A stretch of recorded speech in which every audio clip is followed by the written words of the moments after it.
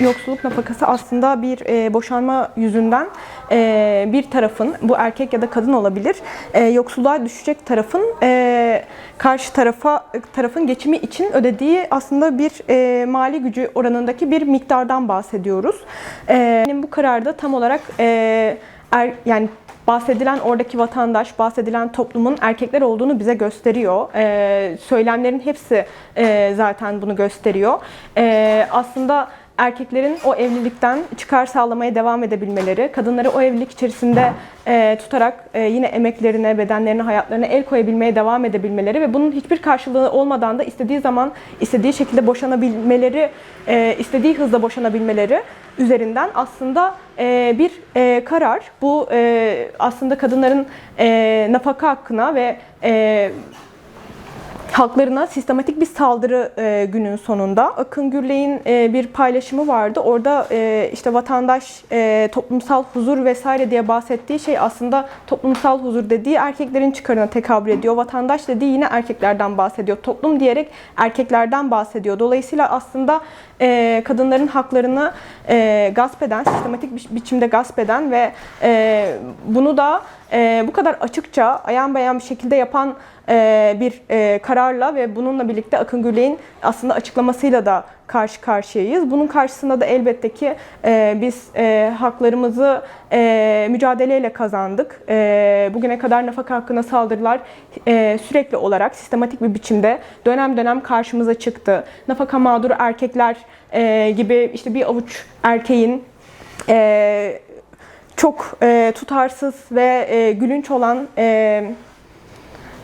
söylemleriyle de ve bu söylemi çeşitli araçlarla yaymasıyla da biz bunu gördük. O zaman da nafaka gerçeklerini bir platform kurularak feministler kadın hareketinden kadınlar anlatmıştı. Dolayısıyla biz aslında nafakanın bizim hayatımızda nereye tekabül ettiğini çok iyi biliyoruz.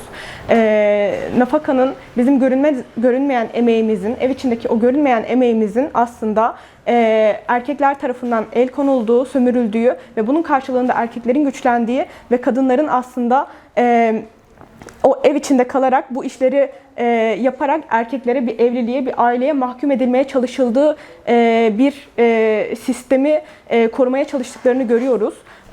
Biz elbette ki bugüne kadar nasıl haklarımız için mücadele ettiysek, kazanımlarımızın hepsini bu mücadeleyle kazandıysak, bugün de bu mücadeleyi büyütmeye devam edeceğiz. Şimdi günlerdir nafaka konusuyla ilgili verilen kararın aslında yankılarını görüyoruz. Hem sosyal medyada hem de politik alanda da bunun konuşulduğunu görüyoruz. Şöyle bir şey düzeltmek gerekiyor. Yani bu karar açıklandıktan sonra biraz sosyal medyayı bir göz önünde bulunduracak olursak şöyle bir şey söyleniyor. Sanki erkekler bugüne kadar nafakayı böyle eksiksiz bir şekilde kadınlara verdiler. Sanki çok yüksek meblağlar veriyorlar. Sanki bunu gerçekten böyle süresiz bir şekilde veriyorlarmış gibi çok yanlış bir algı oluşturuluyor. Ben bunun bilerek oluşturulduğunu düşünüyorum. Yani biz bunun zaten politik bir karar olduğunu, bu bilgilerin bilerek servis edildiğini düşünüyoruz. Şöyle bir durum var.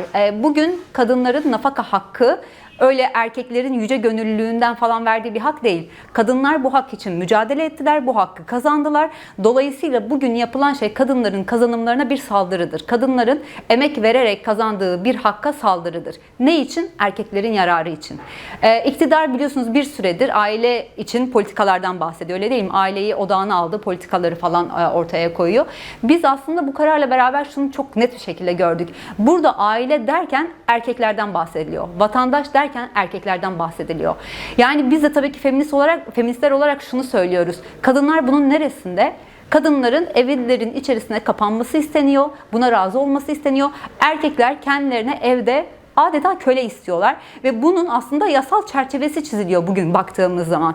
Nasıl olur da aslında bu kadar büyük emek verildikten sonra, bu kadar büyük mücadele verildikten sonra alınan bir hak bu kadar kolay bir şekilde saldırıya uğrayabilir? Nasıl böyle alınabilir?